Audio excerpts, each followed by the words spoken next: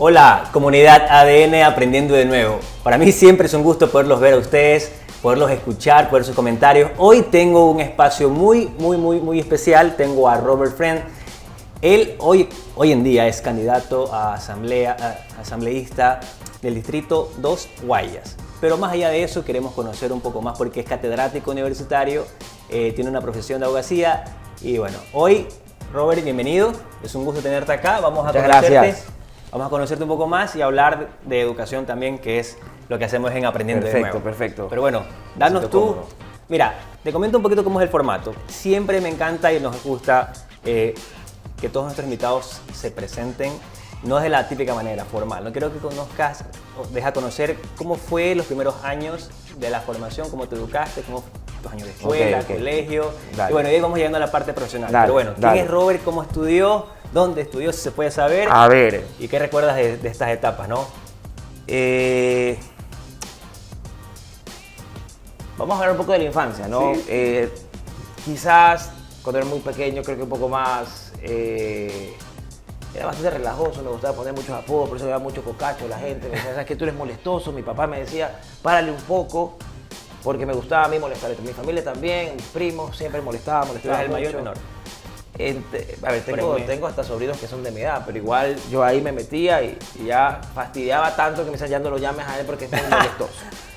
De ahí en el colegio, creo que era un chico bastante tranquilo, estudié en Cristóbal Colón, soy cristobalino, tuve educación salesiana, destaco muchísimo la educación salesiana, creo que te forman en valores, yo a mi colegio lo tengo siempre en el corazón y en lo alto, y bueno, hice muchas amistades que son mis hermanos hasta la fecha también, bueno, es un colegio católico, sin embargo, ya a veces yo me fugaba de la misa y me iba a jugar ping-pong al quinto piso con mis amigos. Sin embargo, eso no significa que, a pesar de que no practique yo la religión católica, no sea creyente. ¿Te consideras creyente? Totalmente. Como mi mamá me dice todos los días, mijito, dobla las rodillas y pídele a Dios todo. Y agradecele a Dios todo y por cada día que te da de vida y con tu familia y la salud. Y bueno, ora por tus seres queridos. Entonces yo creyente soy. En todas las cosas que hago, acepto y mis retos también siempre trato de ponerlo a Dios primero, porque lo considero como una oportunidad de aprendizaje también o por bendiciones que se me pueden presentar en el camino. Respecto de por qué o cómo fue mi educación también, es interesante. Por ahí voy llegando porque tú tendrías que contarnos cómo sucedió la decisión de abogado. Claro, derecho. Primero que a mí no me gustaban los abogados. O sea, yo la carrera de derecho la odiaba porque yo decía, estos abogados tienen poses y hablan así, y hablan medio raro. Cuando era chiquito, pues no tenía 10, 11 años, quería ser médico. Me encantaba la idea de ser médico. Mi hermano, uno de mis hermanos es médico y él siempre tuvo claro que quería ser médico. Entonces yo también, como era más pequeño, yo también quiero ser médico. Me gustaba más bien el tema de la anatomía, pero para la química, pésimo. Para las matemáticas medio, soy muy desorganizado en el tema de los procedimientos, entonces como que ahí tenía problemas y me gustan mucho los negocios, bastante me gustan los negocios, pero hubo un momento en la carrera, en el colegio en donde, no sé, me comenzó a gustar la política. Desde el colegio. En el Sí, colegio me gustó la política, pero no sé, eso es medio influenciado quizás por mi papá, mi abuelo, por ejemplo. En el Cantón El Carmen, en Manaví, él fue jefe político. Entonces mi papi siempre me dice, no, es que sí, que tú sacaste todo esto de mi papá, pues no de tu abuelo, que no sé qué, que te pareces mucho a tu abuelo. A mi papá le gusta la política, pero él nunca ha sido ni candidato ni nada por el estilo, pero le gusta mucho opinar sobre política y yo un poco me he criado bajo el discurso de él, de mis tíos, de la familia que hablan sobre política sin haber estado en un movimiento político, ni ser partidistas, ni adherentes, ni nada por el estilo. Entonces me comenzó a nacer ya a esa edad de unos 15, 16 años mucho esto de entender la realidad nacional, más que la política partidista, sino entender la realidad nacional y me comencé un poco a aventurar, presentar artículos científicos, no científicos, perdón, artículos editoriales, creo que sería el término correcto, el editorial de la semana, me parece que se llamaba en el colegio, y como era sociales, comenzaba ya a escribir artículos sociales, tu carrera de sociales, filosóficos sociales, entonces comencé en empresas. Y de ahí me gustaba a mí la carrera de ciencias políticas.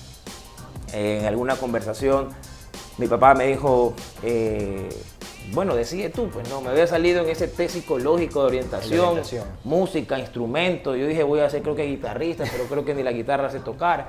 Entonces, me puse una meta. Dije, ¿sabes qué? Quizás la carrera de Derecho, que no estaba dentro de mis planes, puede ser una posibilidad. Me metí a hacer ¿cómo se llama esto? El preuniversitario en quinto curso. Es decir, un año antes de graduarme. Y como te decía, yo le dije, Diosito, si yo paso el preuniversitario un año antes de graduarme, significa que la carrera es para mí. Si no paso, entonces me voy a estudiar negocios o ciencias políticas. Okay. Y efectivo, estudié en la Universidad Católica Santiago de Guayaquil, pasé el preuniversitario, hice una linda época universitaria, hice política universitaria en la Facultad de Derecho, fui presidente de la Asociación de Estudiantes de la Escuela de Derecho de la Universidad Católica por el movimiento Lex 81. Y bueno, entonces como que por ahí siempre he estado metido en el tema político, pero nunca, ni siquiera cuando estuve en la universidad, vinculamos nosotros la política partidista con la política universitaria. O sea, los tentáculos putrefactos de la política nacional nunca fueron parte ni de mi ideología ni de mi práctica dentro de la universidad, porque nosotros defendíamos los derechos de los estudiantes. Entonces tú sabes que eso también se puede manipular y se puede ensuciar, como ha sucedido también con otros tipos de políticas estudiantiles que son utilizadas por los partidos políticos. Nosotros tratamos de alejarnos en ese sentido. Y es más, yo nunca estuve vinculado con un movimiento político nacional, estando inclusive muy metido en la dinámica de la política universitaria, que en la Católica es bastante fuerte. Eso es más o menos como Emelec Barcelona. Robert, pero quería hacer un paréntesis porque tú dijiste algo que me llama la atención. La decisión del estudio suele pasar que nuestra generación, bueno, hasta hoy en día creo que es más flexibilidad, pero antes los padres decían mucho, es decir, bueno, yo hijo, tú quiero que estudies esto, yo te apoyo, pero si estudias esto de acá. Correcto. En tu caso, tú me dijiste, tu padre te dijo, bueno, te dejo la vida libre, ¿qué quieres hacer? Sí, nunca tuve una imposición, ¿sabes? Es más, derecho nunca fue mi opción. Y mi papá tampoco es que me lo impuso, simplemente creo que lo hice con tiempo, lo valoré con tiempo. Creía yo, eso sí creo que estaba bastante claro de que decidir mi carrera con tiempo era una responsabilidad, porque no quería equivocarme. Ahora, no está mal equivocarse, ¿no? Pero un poco tú tratas de programar tu proyecto de vida y quieres que las cosas siempre te vayan bien, aunque probablemente no es así. Y dije, bueno, quiero pensar en mi carrera, y Derecho fue como la opción final. Y mírame a mí, finalmente, ¿no? Ya soy abogado, la docencia se me cruzó por el camino. Yo nunca me imaginé que iba a ser profesor. Ya tengo, ¿Te gustaba la idea de ser profesor? ¿Sabes qué? No sé si es que nunca me vi siendo profesor. Lo que sí te puedo decir es que en la universidad yo sí creo que era bueno dando clases. Ayudantías de cátedra o las tutorías. Estabas como estudiante, o sea, siendo ayudante de cátedra. Efectivamente, uno de las propuestas o de los servicios que nosotros como movimiento político le damos a los chicos era esto, clases. Clases de introducción al derecho civil, clases de familia, clases de bienes, clases de personas. Entonces, por lo menos los chicos aprendían, y a los que les daba clases pasaban las materias. Entonces, de alguna manera, ni me fastidiaba y tenía siempre ese backup de que por lo menos sé transmitir. Pero nunca me imaginé... No hay cara de... nunca me imaginé, ¿sabes qué? Voy a ser profesor, porque no estaba en mi mente. Y eso pasó casi inmediatamente después de la universidad. Eso pasó, te voy a comentar cómo pasó. Yo me fui a hacer la maestría a Barcelona. Okay. Chéverísimo, hice la maestría en Barcelona con mis amigos. Eso fue un consejo que me dio también un profesor mío. No tenía pensado irme a hacer la maestría al extranjero. Es más, justo en esa época en donde yo me había graduado, me habían ofrecido ser jefe de una sucursal de un estudio jurídico que era muy importante, de renombre en el país. Y emocionado, porque tú te gradúas y estudias porque quieres ganar dinero, pues, ¿no? Y dije, bueno, esa es la oportunidad que alguien busca, pues no, vino la ola, me la tengo que trepar. Pero por otro lado, mis amigos con la emoción también de irnos de viaje y hacer la maestría en el extranjero, me hacían como que ruido en el oído. Y finalmente tomé la decisión, hablamos con un profesor, con Fabricio, profesor mío de la Universidad Católica Santiago de Guayaquil, que había tenido una experiencia en el extranjero. Entonces nos acercamos y le dijimos, ¿a qué, Fabricio? Nos queremos ir a Argentina primero.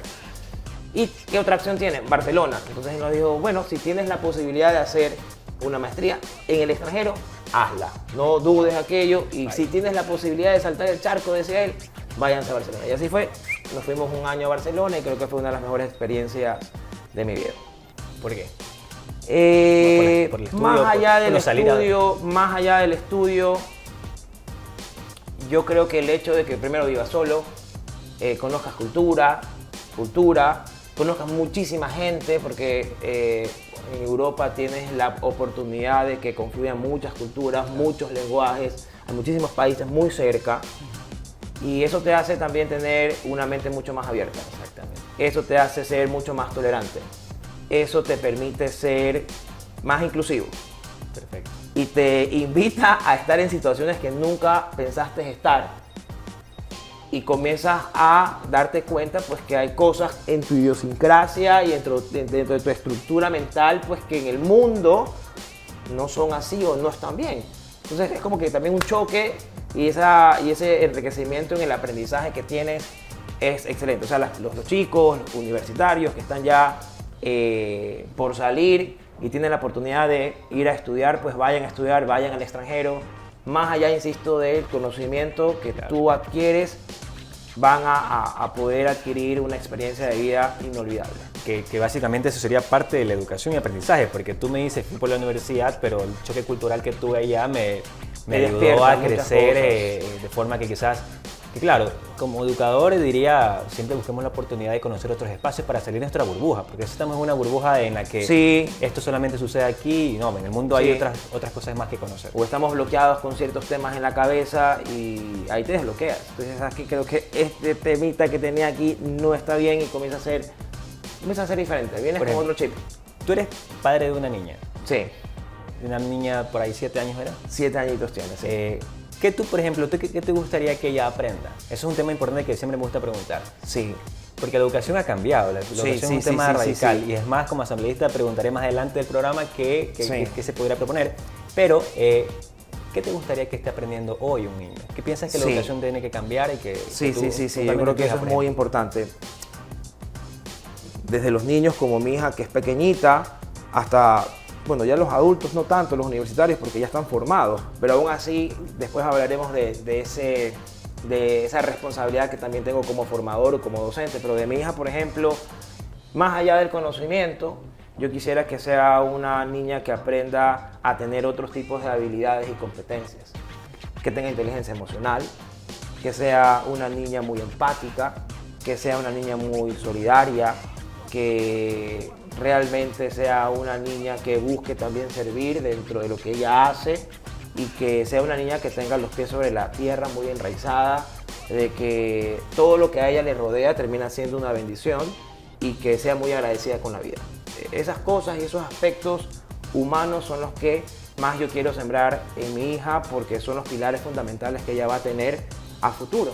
Y en esas cosas creo que los padres deberíamos de trabajar, y sobre todo una niña, ¿no? Mi hija es mi amor, es mi vida, es el centro. Como ve el padre, exacto, el padre cómo ella me ve a mí, yo soy su primer amor, entonces yo tengo que respetarla, quererla, darle cariño, tratarla como ella se lo merece, porque a futuro ella va a visualizar probablemente también a su primer amor como su padre, pues no la trató a ella, entonces creo yo que eso es una responsabilidad importante. Y bueno, yo creo que más educarla en valores que en conocimiento, porque puedes saber mucho tú y finalmente si tú no tienes buenos valores, pues no vas a ser una muy buena persona. Y hablando de política, hemos tenido gente muy brillante, pero que ha tenido un poco de carencia de valores. No, eso es realidad, eso es verdad. El conocimiento no es que te va a ser muy trascendente respecto de cómo vas a actuar con los demás. Y voy avanzando, porque Robert también fue servidor público antes de... Esa experiencia, por ahí me contaste previo al inicio del programa, pero ¿cómo tú ves el servicio público? ¿Cuál es la opinión que tienes del servicio público? Te lo voy a decir con unas palabras que no son muy populares. Cuando tú aceptas un cargo público, para mí es una forma de purgar tus pecados en el buen sentido. Es decir, sirves a tu prójimo, sirves a una persona, o sea, estás prácticamente desprendiéndote de muchas cosas tuyas para servir, pana. O sea, es un sacrificio lo que estás haciendo en favor de terceras personas.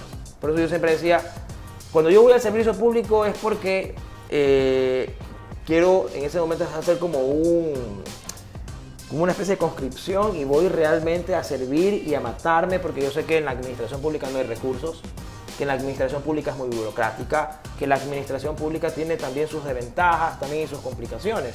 Entonces no vas a estar en una situación cómoda como lo pudieses estar en el libre ejercicio. Entonces tú ahí vas efectivamente a mojarte el poncho de trabajar desinteresadamente. Eso es estar en el servicio público. Y cuando yo he estado en el servicio público, efectivamente lo hago por la oportunidad que me presenta la función o el cargo que se me propone, para demostrar en ese momento de que, sea el tiempo que haya durado el cargo, qué es lo que yo hice, qué es lo que yo pude hacer, y simplemente dejar como huellas. Este pana estuvo 6 meses en la cárcel trabajando. ¿Qué hizo él dentro de 6 meses? Este pana estuvo 1 año, 3 meses trabajando como director provincial de la Judicatura en Guayas. ¿Qué hizo en 1 año, 3 meses en la Judicatura y cómo salió? Entonces, para mí también son retos importantes de qué puedo hacer. Porque es muy fácil coger y criticar y hablar desde las redes sociales, desde Twitter, y decir todo está mal, todo está mal. Efectivamente, más bien, una de las cosas que a mí me motivan es eso, ¿no? Cuando han existido estas oportunidades, yo lo converso con mis amigos, lo converso con mi familia. Y claro, parte de la familia, en su mayoría, dicen: no, no te metas en la cárcel, hijito, que te va a pasar algo. O no te metas en la judicatura porque tú sabes que es peligroso. Pero también hay amigos que te dicen: oye, pero tanto dices que la justicia no sirve, tanto dices que no sé qué, que no sé cuánto. Entonces, ¿por qué no aceptas y haces algo? Y ahí es cuando me hinca. Entonces digo: ¿sabes qué? Es verdad, no solamente es de hablar, sino también tienes que actuar. Y cuando se te presentan estas oportunidades de poder servir, actúa, o sea, actúa más y habla menos.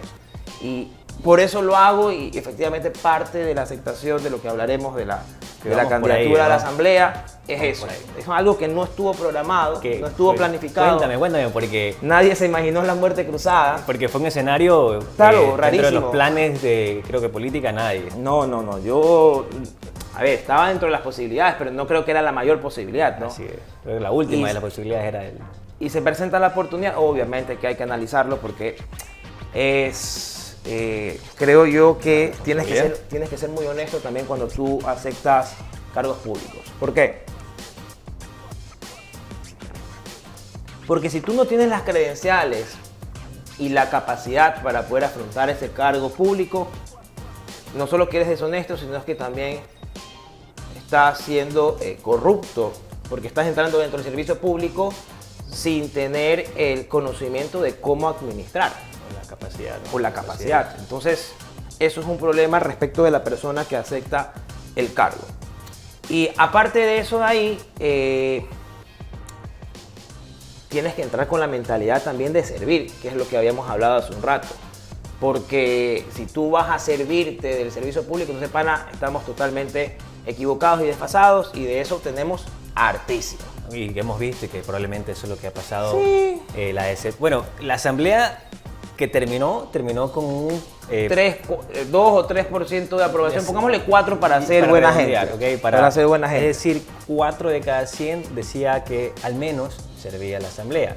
Ahora, ¿qué piensa Robert? Porque vienes con un desafío, igual la gente tiene que ver en los jóvenes. Creo que esto es un desafío para los jóvenes, como tú, como yo, estos millennials que hoy en día estamos... Los centennials, nosotros somos millennials. O sea, y los centennials que vienen también con los centennials, como los que me están viendo, los que están sentados por allá, los centennials.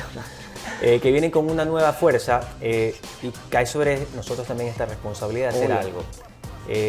¿Qué podría hacer o qué tiene en mente ya Robert si en caso de que sea parte de esta nueva asamblea? En este periodo de tiempo, que tampoco es mucho, pero ¿con qué ideas vendría ya Robert? A ver, primero yo creo que la asamblea como institución no tiene la culpa de existir, porque finalmente la asamblea es parte de la función legislativa que está dentro de los 3, en este caso en Ecuador 5 poderes del Estado. Eso no puede desaparecer y eso está bien, porque es justamente eso de los contrapesos para que el Ejecutivo y el resto de funciones tengan un equilibrio. El problema no es la asamblea, el problema son las personas que llegan a la asamblea. El problema es el ciudadano que no revisa los perfiles, que no tiene ni idea de quién por lo menos debería de ingresar, cuál es el pasado, si ya fue asambleísta, qué hizo cuando fue asambleísta, sino es que vota por votar, y después te estás quejando efectivamente que tienes una asamblea que no legisla en favor de la seguridad, que no legisla en favor de la salud, que está dedicada a hacer juicios políticos y que le hace supuestamente problemas a un gobierno que tampoco tuvo los pantalones para poder crear los puentes necesarios para dialogar. Y no es el problema, insisto, la asamblea. El órgano como tal. El órgano como tal, sino quienes llegan a la asamblea. Y ya en 2 años vimos cómo había un sinnúmero de casos, que sí, que los diezmos, que por aquí, que por allá, y que las grabaciones y no sé cuánto. Entonces, creo que esta asamblea, con sus debidas excepciones, porque no te puedo decir, hoy toda la asamblea anterior fue terrible, porque hay también muy buenos asambleístas. O sea, dentro de todo ese hueso, yo sí rescato a cierto grupo de asambleístas muy buenos. Muy bueno, muy preparado. No te voy a decir que todos los que llegaron a la asamblea pasada no eran preparados, porque sí había mucha gente preparada. Y no te estoy hablando de un partido político como tal, sino de las distintas bancadas. Y hemos visto por ahí también que hubo casos de asambleístas que incluso se han distanciado de sus partidos porque ellos defendieron mucho más el interés general que intereses particulares o partidistas. ¿Qué pasa si yo llego? Puede ser que me encuentre con una situación quizás parecida a la anterior. Es probable, es muy probable que eso pueda suceder. Eso se piensa, ¿no? Sí, es probable. Son probabilidades y nosotros tenemos que tener claridad a dónde vamos y cuál es la situación en la que nos encontramos. No solamente porque puedan haber efectivamente oposiciones de posturas, pero hasta ahí me quiero mantener. Oposiciones de posturas, o sea, tú y yo no estamos de acuerdo en tal tema por tal circunstancia, no quiero llegar yo a hacer un tema personal, un tema político, un tema partidista, ahí le voy a hacer honor a mi apellido, Robert Friend, Robert amigo, pana, no te pelees conmigo, o sea, y voy a proponer temas de interés social, ¿ya?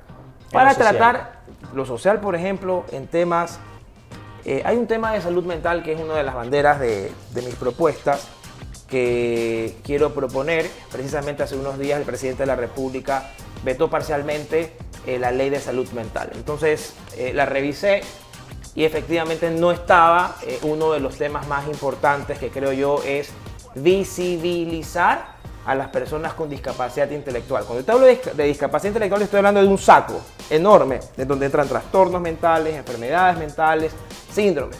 Entra, por ejemplo, la demencia senil, de los adultos mayores que ya no están en su capacidad para poder administrar su patrimonio y son muy vulnerables también en este tema de la manipulación de su patrimonio.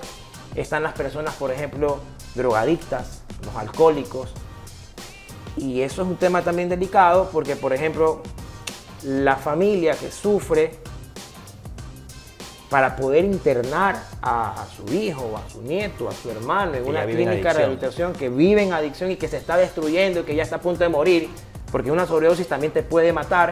Y si tú eres hermano, eres hijo, eres padre, tú no quieres que tu hermana, que tu hijo, que tu papá se muera y estás desesperado por buscar ayuda.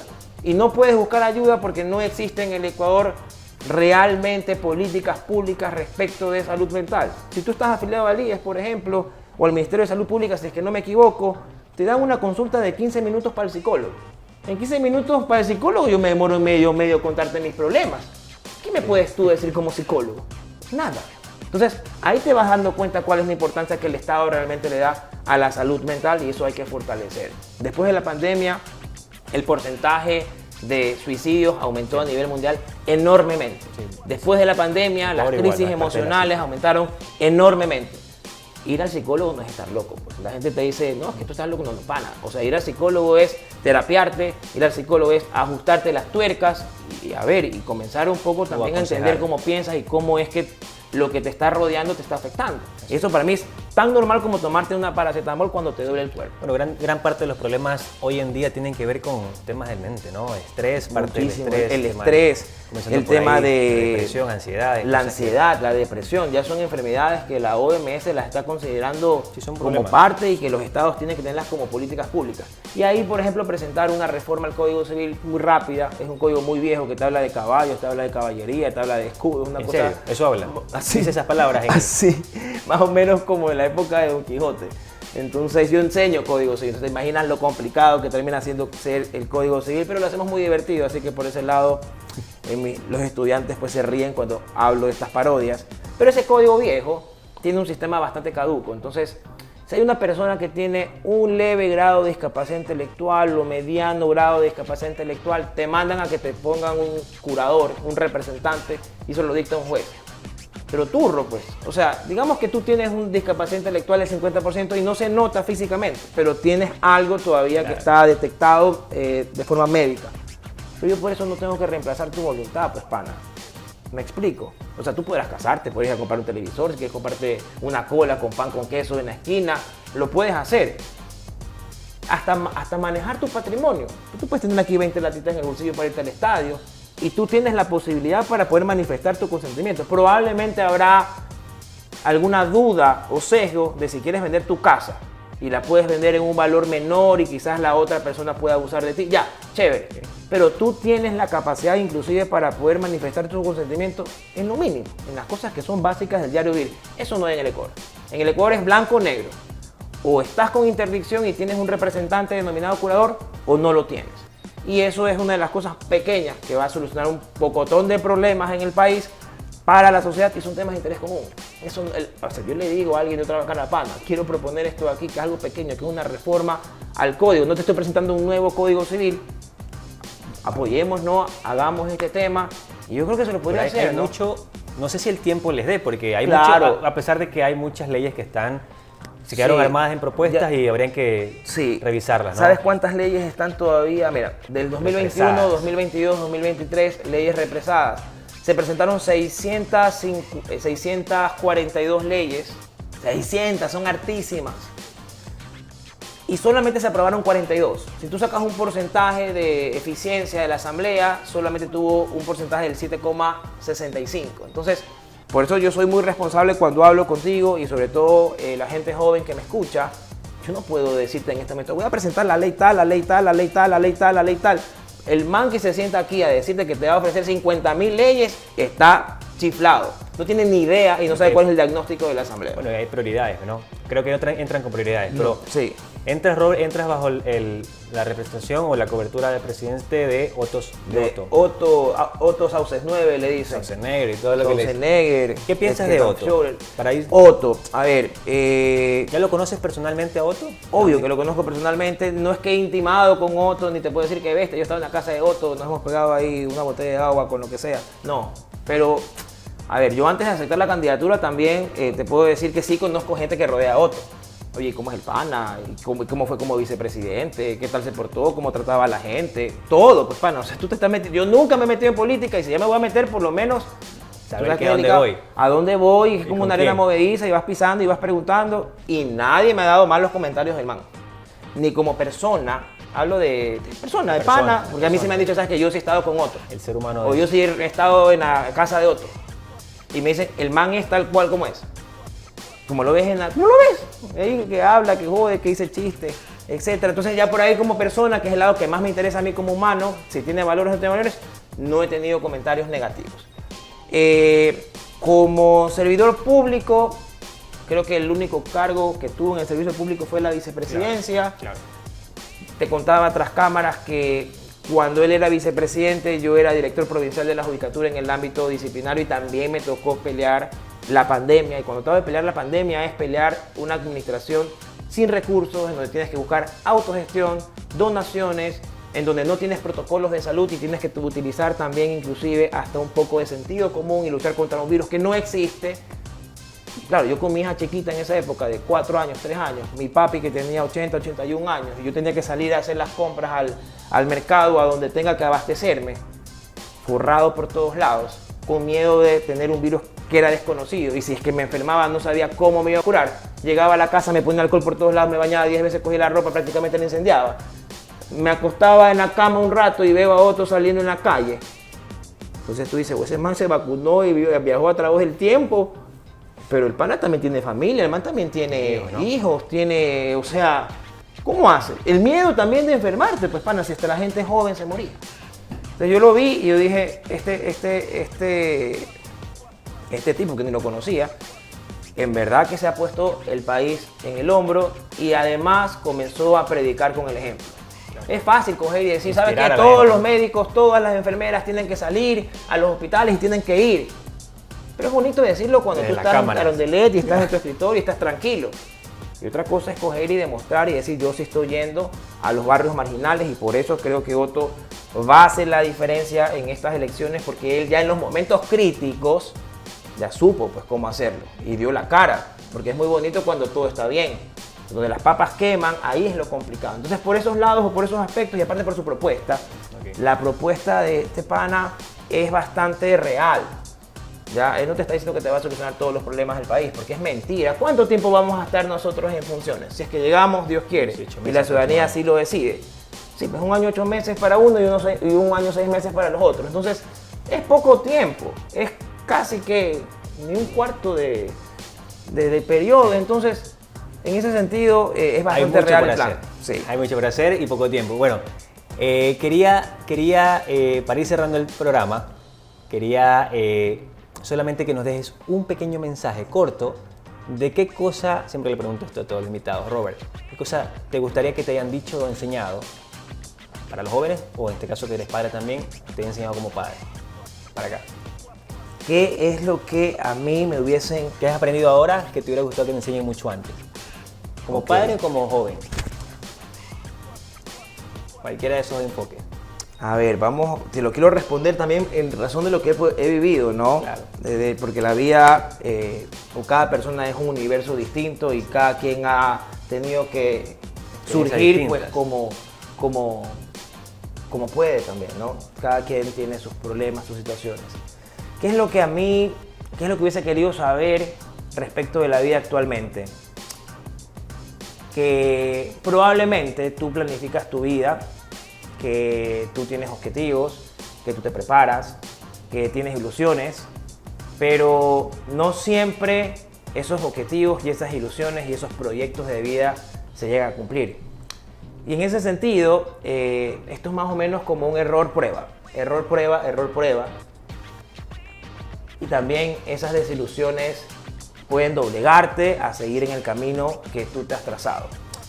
Y mi mensaje para los jóvenes que nos escuchan, para los chicos, es que no se desanimen, que la vida no es color de rosa y tampoco vivimos en Disney, pero si tú eres constante, si tú eres responsable, eres trabajador, eres humilde, eres agradecido, eres comprometido con lo que estás haciendo y lo haces siempre bien, vas a tener éxito como profesional, como ser humano, y que finalmente esto se traduce y se reduce en una frase muy importante.